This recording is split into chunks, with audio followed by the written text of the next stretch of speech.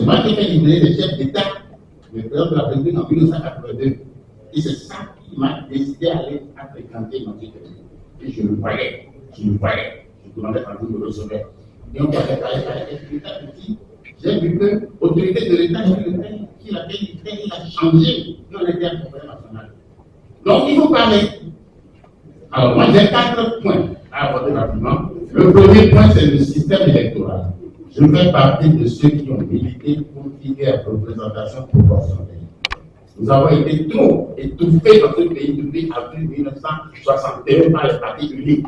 On en a marre. Il faut que l'ensemble du peuple s'exprime. Et donc, avec le régime proportionnel, on permet à un courant quiconque d'être représenté au Parlement. Et ça nous a servi.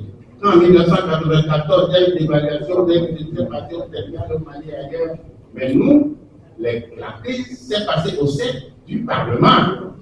Parce que tous les courants étaient représentés et chacun se sentait représenté. Donc, c'est un autre débat que nous ferons. Deuxième point, j'ai choisi, parce que j'ai été président de la Cour constitutionnelle, de ne jamais verbalement, publiquement, critiquer telle ou telle décision de la Cour. Mais j'ai coutume déjà de dire que depuis 2018, notre Cour constitutionnelle a changé de style. Et comme le professeur PDP a extrait quelque chose d'une décision, je suis obligé de provoquer une rectification ou une réflexion. La théorie de la proportionnalité, c'est une théorie qui a été introduite comme atténuation des affirmations des droits de l'homme. Ça a été introduit par la jurisprudence reprise par la Corte. Les droits de l'homme sont consacrés dans plusieurs instruments, je ne reviendrai pas dessus. Et aucun pouvoir en place dans le droit de toucher aux droits de l'homme. Sauf lorsqu'il y a un grand danger dans une société, qu'on a fabriqué la théorie de la proportionnalité pour abolir le danger, éloigner la menace. Alors, lorsque notre cour recourt à cette théorie de la proportionnalité, quel était le danger qui menaçait pour prendre telle loi? Quel est ce danger-là? C'était à la base, dès le départ, que tout est faussé. Le précepte sur lequel on a tout construit, c'est privilégier le système partisan par rapport aux citoyens. Le citoyen qui a des obligations, certes, il a aussi des droits. Je ne veux pas développer. Dès lors que vous privilégiez le système partisan par rapport aux citoyens, il y a un problème. Parce que qu'est-ce que c'est le parti politique? Le parti politique n'est qu'un instrument. Avec le parti politique, on peut libérer un peu. Avec le parti politique, on peut améliorer. Il y a une chose à laquelle je suis fondamentalement allergique. Il est opposant, moi je suis opposé à personne. Je suis opposé à des idées, à des actions, à des postures.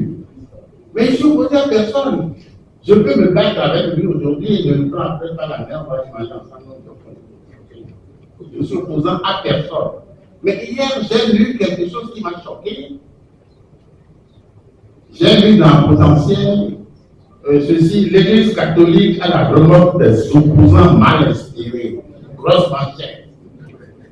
Mais quelqu'un a le droit d'être contre telle loi ou telle loi. Il n'est pas forcément opposant.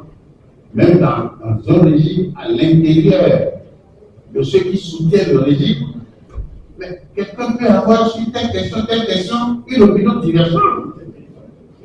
Il faut qu'on cesse.